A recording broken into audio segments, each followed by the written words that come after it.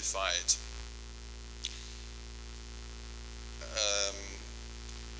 It's inevitable that history will bring some changes. Perception of people, of their settings will change.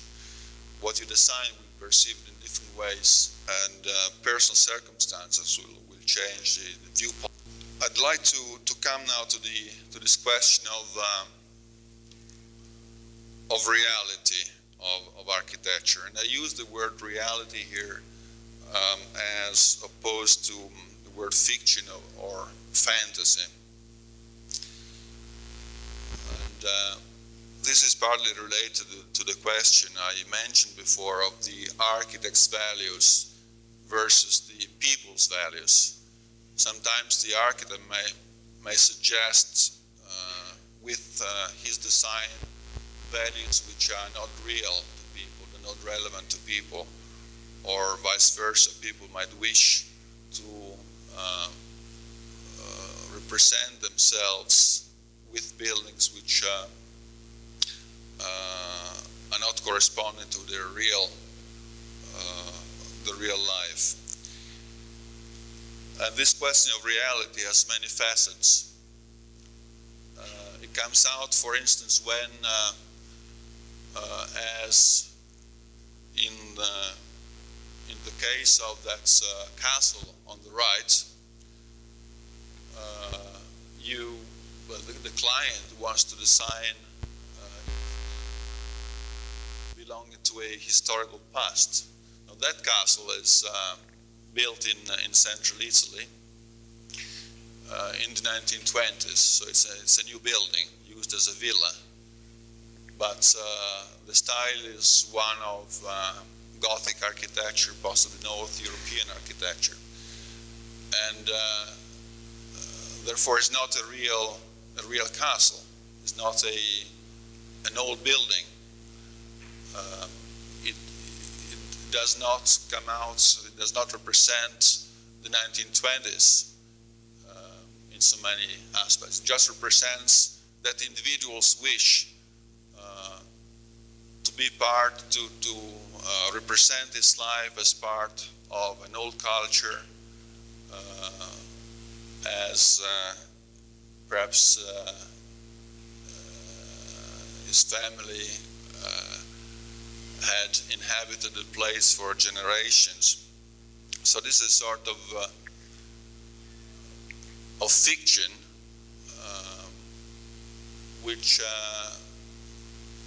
is really depends on your point of view. From the point of view of the owner, that castle might really represent his life's aspirations and his vision of himself. For somebody from outside, it can easily appear quite the contrary.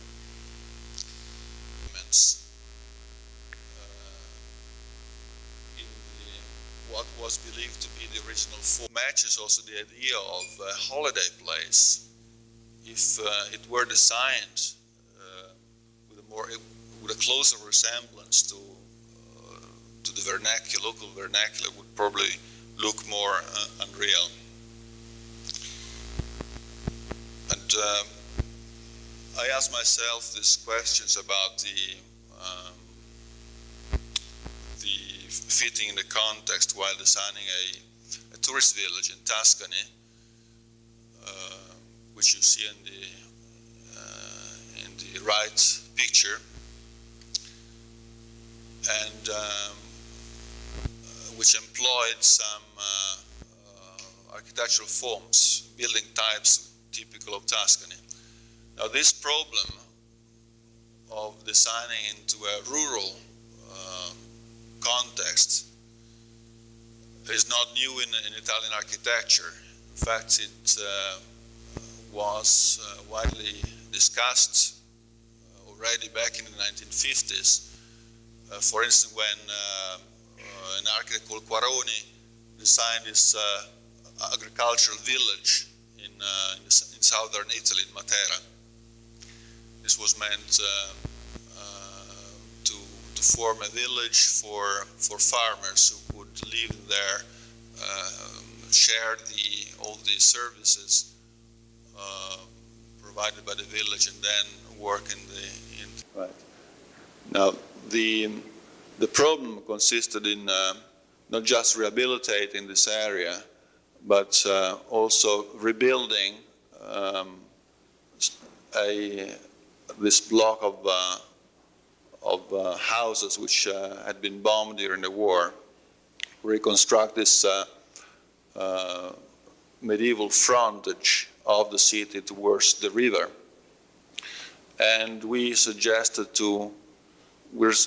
reconstruction which made use of a similar skyline for the buildings,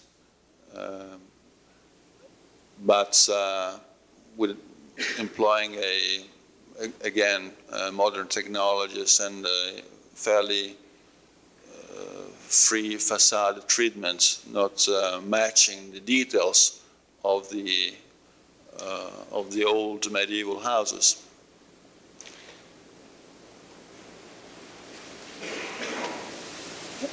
Now there is a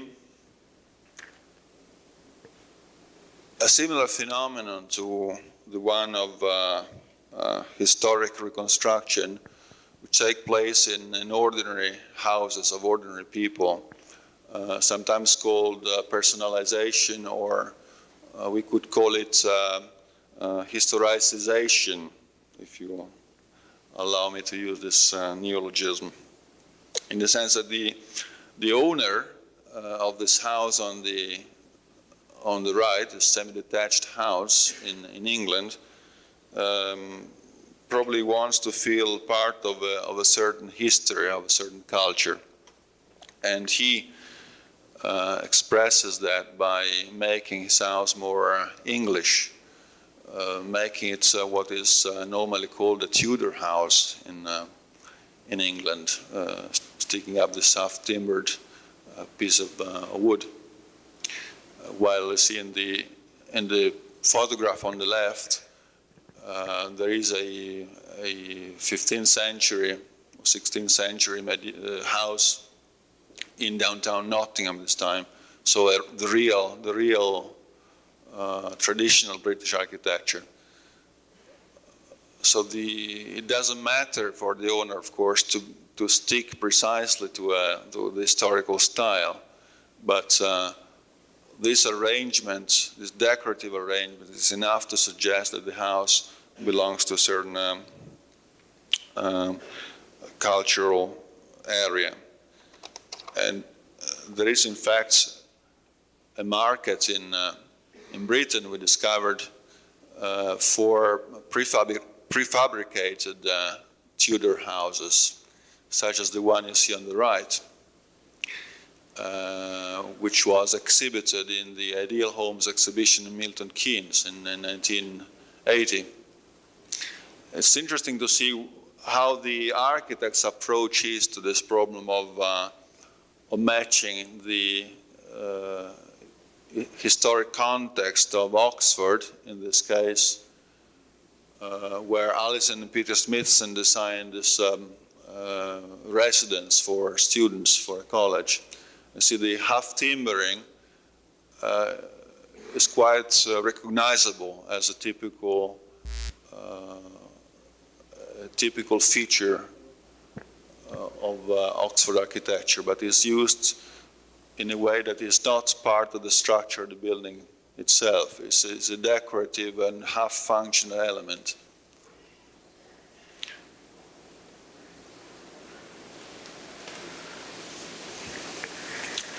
And I think this problem of reality of architecture is similar to the problem about truth in architecture.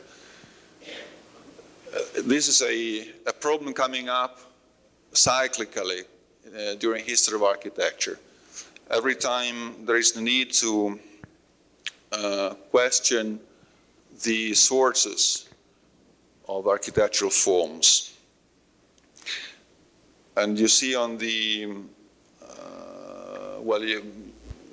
I'm not a historian, but certainly this has happened in the Italian Renaissance, when the source of architectural style was found in Roman architecture.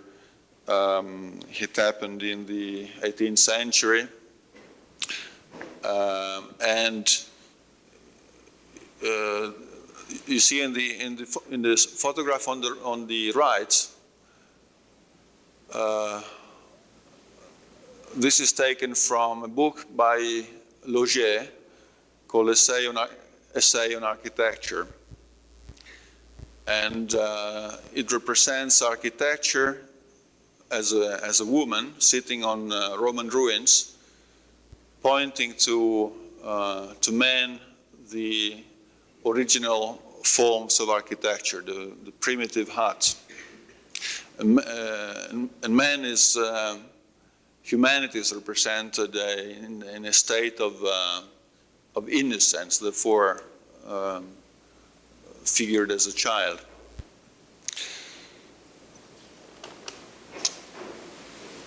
And this problem of this idea that architecture was coming from nature had the implication also that classical architecture derived from a type of timber construction. But not just that. I think the attempt that Logier made was to suggest that classical architecture was true just because it was laws, and that's established the truth, the reality of some urban settings. The one on the right is in Tokyo Disneyland, and is the reconstruction of a shopping arcade of the 19th century.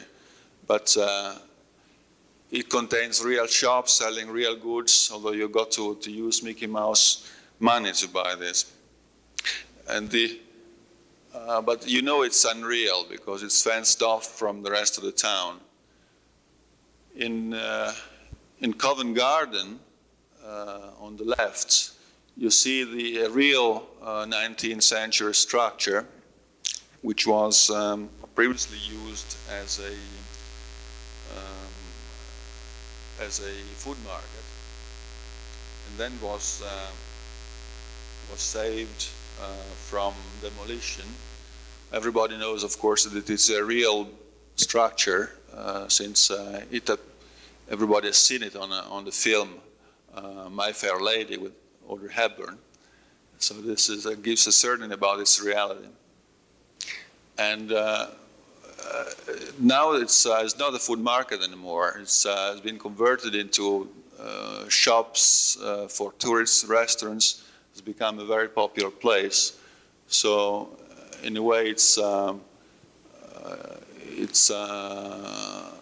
appearance, its social function is totally different. But it's very important that this has been saved as a memory of that area. Everybody knows in London that this building existed, and it's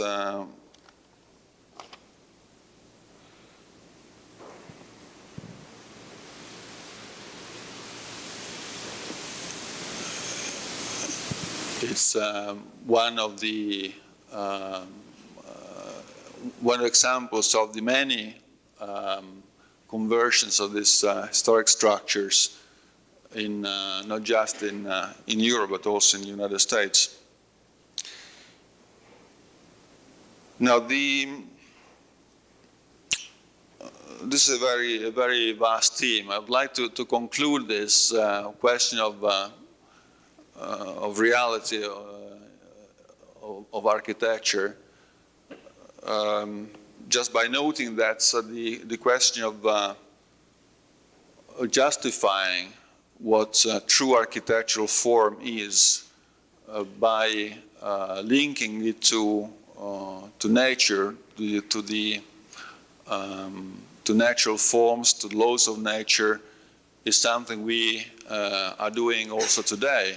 All the effort made by the modern movement from the 1920s onwards to establish a new language of architecture, of modern forms, follow exactly the same concepts, the same mythology, if I may say so. Trying to establish a solid foundation for architectural forms in the truth of natural laws. For the modern movement, as you know, the architectural forms are derived from structures, are derived from environmental calculations, are derived from industrial processes, or things which are true and measurable.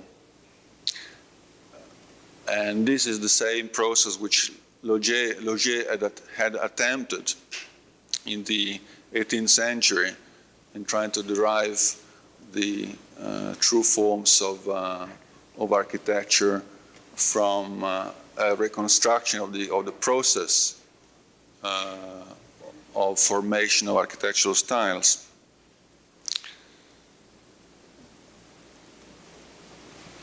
Now, the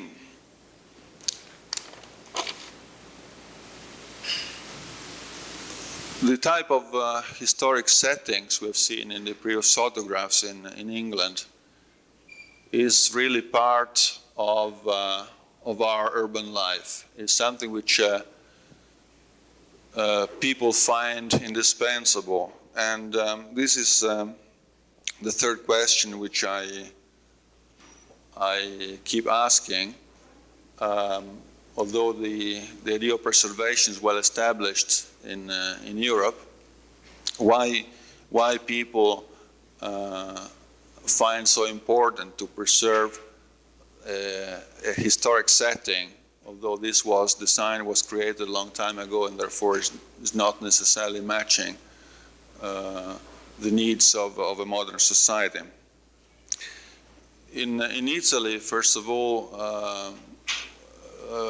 it is certain that people are very proud of the historic cities, not just because of how they look like, but also because they are tied to a long history of independence, of political independence,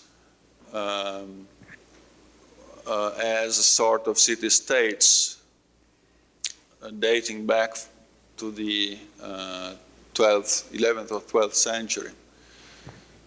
You see on the left an old map of the city of Perugia, which was founded by the Etruscans, so it's originally very old, and indeed there are still surviving many monuments of the Etruscan period, back to the 3rd or 2nd century before Christ. And the Etruscan walls still surviving, in fact, mark quite clearly the older part of the town, about this one here. And Perugia, after the Etruscan time, became as all towns in Italy, a Roman municipality. But then in the Middle Ages,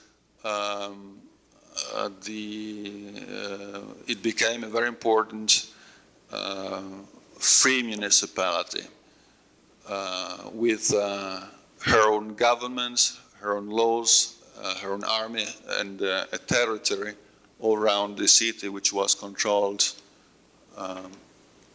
by its government, very often in war with neighboring towns, just maybe 10 or 20 miles away. Now, this period of independence, which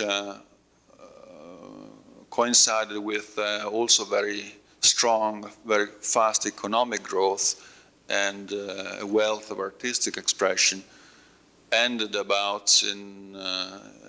virtually at the end of the 15th century. when gradually, as happened to many other towns in central Italy, it fell under the control, the political control of the state of the church. And the domination of the Pope was marked by a very important event, both politically and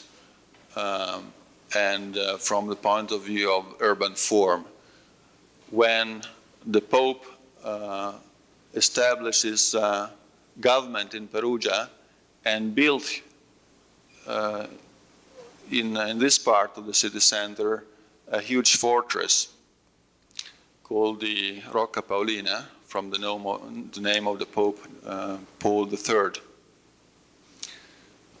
And the fortress is the one you see in this picture, which is the surviving part now, being the upper part demolished.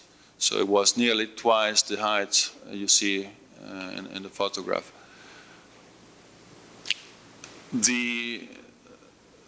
The Rocca Paolina, this fortress, changed the shape of the town greatly, because it destroyed part of the Etruscan walls.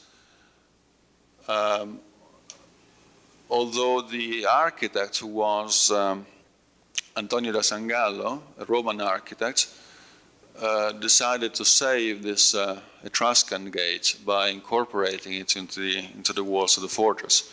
This is an example of an early example of preservation, we could say.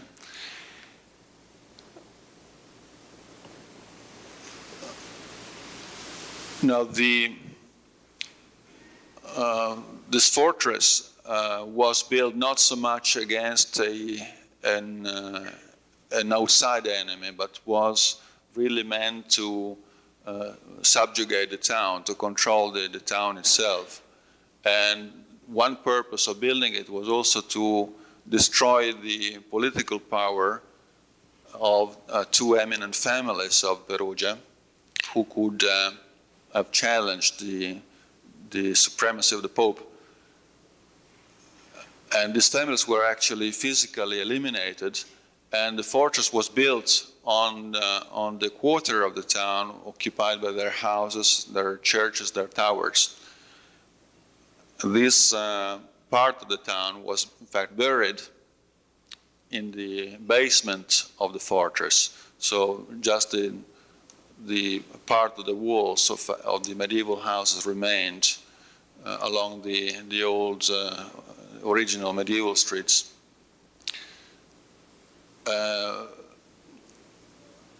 So this fortress was a symbol of the tyranny of a foreign power for the people of Perugia.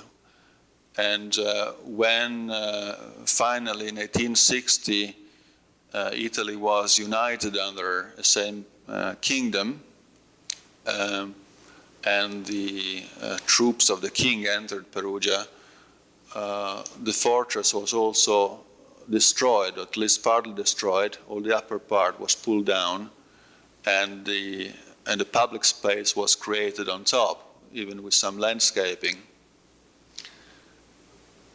And about 100 years later, all the basement of the fortress was excavated to free all these medieval streets from the rubble. And in fact, the streets were opened again to pedestrian circulation. You can see here an escalator connecting a multi-story car park, which is much lower below to the city center. In fact, there is a series of these escalators, and in between the escalators, people walk on these old medieval streets. And I think this is interesting, not just as an example of preservation. The whole story is symbolic in the way it testifies how people were attached to the old medieval town, which I thought what we could do is forego the usual 15 minutes of questions following the lecture. Since Michele is going to be here until May, I thought you could use 8 months to ask him questions the whole time that he's here. And in that way, we could really get our money's worth out of him. And you'll get to know Michele a little bit better. And thank you very much. It was really great selection of slides. And we need more people here from Perugia and the Tuscan hill towns. So it reminds me of the southern area of Muncie that starts to roll a little bit. I really appreciate it. Thanks very much again.